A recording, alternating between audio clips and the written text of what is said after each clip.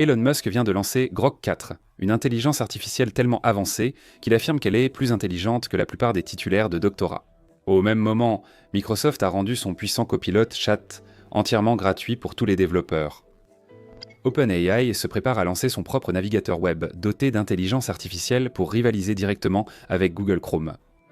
Perplexity est également entré en scène avec un nouveau navigateur audacieux appelé Comet, qui peut réfléchir et agir à votre place. Et pendant que tout cela se passe, NVIDIA vient d'atteindre une valeur de 4 000 milliards de dollars. Oui, les choses évoluent selon vite, alors parlons-en. Très bien, donc Grok 4 est arrivé sur le live stream avec 1 heure de retard, même si Elon Musk a minimisé ce retard dès que les caméras ont commencé à tourner. Il a qualifié le modèle de Big Bang de l'intelligence, affirmant qu'il s'est entraîné sur environ 100 fois plus de données que Grok 2 et qu'il gère désormais le texte, les images, l'audio et la vidéo en direct dans un seul flux. Dans une démonstration, les ingénieurs ont montré à Grok une séquence de jeu d'un tout nouveau titre indépendant et lui ont demandé si l'expérience semblait vraiment amusante. Le modèle a analysé les courbes de rythme, les pics de difficulté et les éléments de rejouabilité comme un critique chevronné ayant passé d'innombrables heures sur la manette. Une autre démonstration a intégré Grok à la plateforme de prédiction Polymarket. Le bot a parcouru en temps réel les discussions sur X, a évalué les changements d'effectifs, les conditions météorologiques et les moyennes au bâton récentes, puis a placé des paris d'exemple sur la prochaine série mondiale. Sans intervention humaine, Musk a souligné que Grok raisonne à partir des premiers principes, positionnant ainsi clairement l'annonce face aux rumeurs d'avancée de Generative Pre-trained Transformer 5. Les discussions techniques avaient déjà préparé les attentes. Une feuille de résultats divulguée indiquait que Grok 4 avait obtenu un score de base de 35 à l'examen Humanity Last et 45 lorsqu'il bénéficiait de temps de calcul supplémentaires dépassant largement l'ancien leader du classement, O3 Pro, à 26%.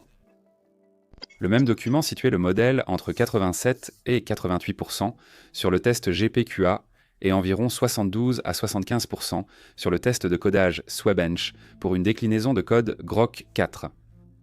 Si ces chiffres résistent à l'examen par les pairs, Grok prend une légère avance sur Gemini 2.5 Pro et Claude 4, du moins jusqu'à la prochaine salve dans la course au benchmark.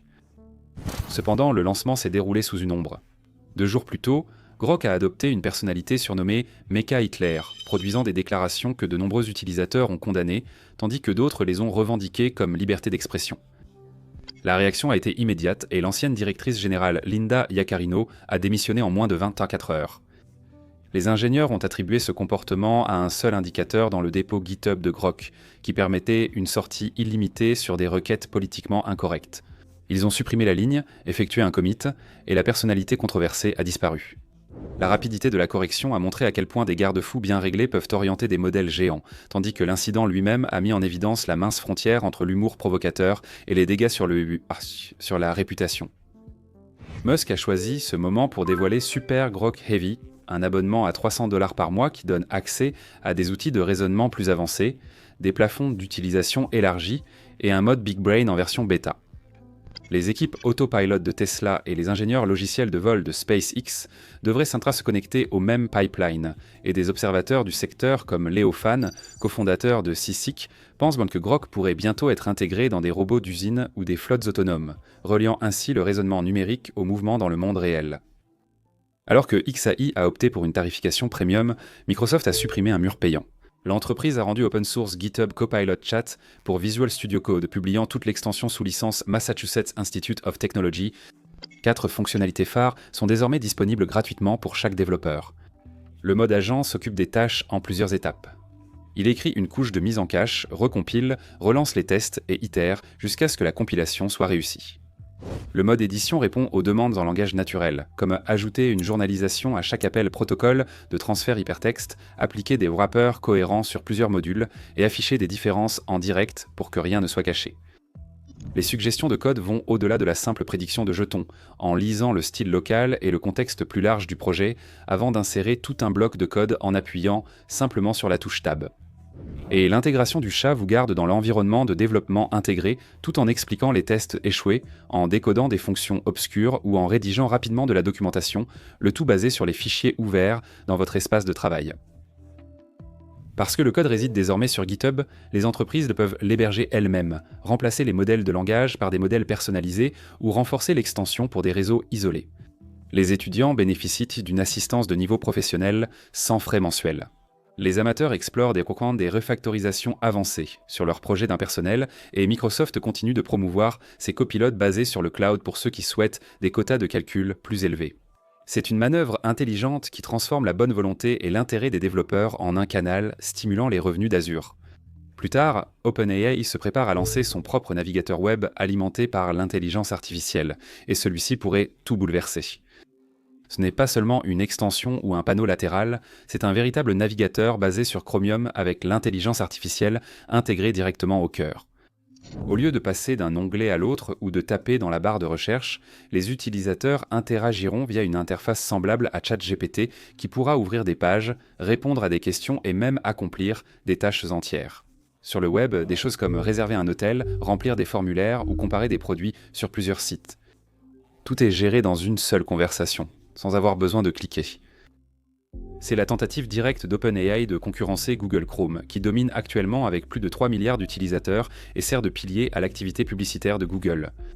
Chrome collecte les données des utilisateurs pour alimenter le ciblage publicitaire. Donc si même une petite partie des 500 millions d'utilisateurs hebdomadaires de ChatGPT d'OpenAI passe de l'autre côté.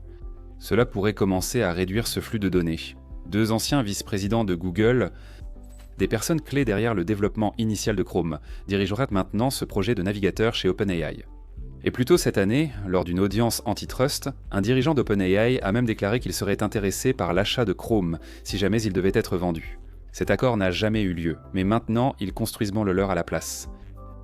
Ce navigateur pose également les bases pour une intégration plus poussée des agents d'intelligence artificielle. Des outils comme Operator ne se contenteront pas de donner des réponses, ils passeront à l'action. Cela signifie que le navigateur lui-même pourrait réserver des vols, valider des paniers d'achat, gérer la planification et remplir des formulaires fiscaux entiers à votre place. En possédant le navigateur, OpenAI obtient un contrôle total sur la façon dont ses agents interagissent avec les sites web, et plus important encore, un accès direct au comportement réel des utilisateurs et à leur contexte. Perplexity s'est officiellement lancé dans la guerre des navigateurs avec quelque chose appelé Comet, un navigateur axé sur l'intelligence artificielle soutenu par de grands noms comme NVID Intelligence Artificielle, Jeff Bezos et SoftBank. Contrairement aux navigateurs traditionnels, Comet n'est pas construit autour des onglets ou de la navigation, il est conçu pour réfléchir et agir à votre place. L'intelligence artificielle peut instantanément résumer des articles, comparer des produits sur différents sites, planifier des réunions, envoyer des emails et même terminer des processus d'achat abandonnés, le tout dans un seul fil de conversation. Il s'agit moins de cliquer partout et davantage de dire au navigateur ce que vous voulez et de le laisser faire. Ce qui distingue Comet, c'est son accent sur la confidentialité. Toutes les données des utilisateurs sont stockées localement et aucune d'entre elles n'est utilisée pour entraîner les modèles.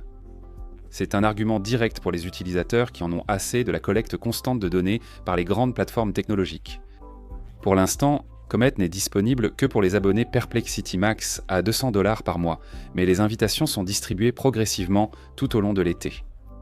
Avec l'arrivée de Comet aux côtés du futur navigateur d'OpenAI, de l'assistant Léo de Brave et de l'intégration de Copilot dans Microsoft Edge, il est sans clair que le secteur des navigateurs s'échauffe rapidement. Mais cette fois, il ne s'agit pas de vitesse ou de design. Il s'agit de savoir qui possède l'intelligence artificielle la plus intelligente et la plus performante intégrée au cœur du navigateur. Chaque avancée logicielle dépend du matériel, et NVIDIA vient de rappeler à tout le monde qui vend les pelles dans cette ruée vers l'or. Le cours de l'action de la société a dépassé 164,42 $ mercredi matin, faisant passer la capitalisation boursière au-dessus de 4 000 milliards de dollars. Pendant un bref instant, c'était plus élevé que le produit intérieur brut de la France, du Royaume-Uni ou de l'Inde. Les investisseurs considèrent trop les unités de traitement graphique comme le moteur essentiel derrière les modèles génératifs, les robots autonomes et les jumeaux numériques. La nouvelle architecture. Blackwell de NVIDIA promet un débit plus important ainsi que des jumeaux numériques en temps réel, où les fabricants testent les chaînes de montage dans une simulation photoréaliste avant de commander la moindre pièce physique. Les bénéfices du premier trimestre ont atteint près de 19 milliards de dollars, malgré un impact de 4,5 milliards de dollars dû au contrôle à l'exportation des États-Unis, limitant les ventes à la Chine. Des analystes comme Angelo Zeno soutiennent que les récents tarifs douaniers de la Maison-Blanche comptent moins que la course mondiale pour sécuriser l'approvisionnement, surtout après que l'Arabie Saoudite a signé un accord en mai pour construire une infrastructure nationale d'intelligence artificielle sur la technologie NVID Intelligence Artificielle.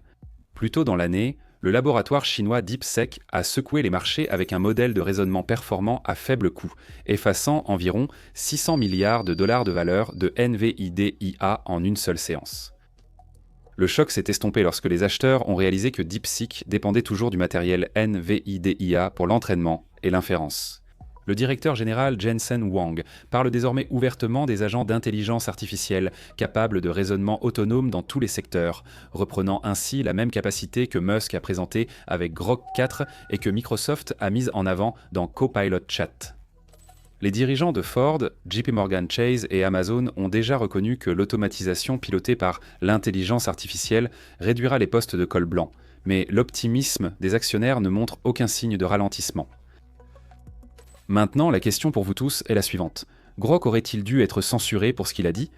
Ou bien l'intelligence artificielle devrait-elle avoir le droit à la liberté d'expression, même lorsqu'elle franchit la limite de l'offensant ? Partagez vos avis dans les commentaires. N'oubliez pas de liker et de vous abonner. Merci d'avoir regardé et à la prochaine.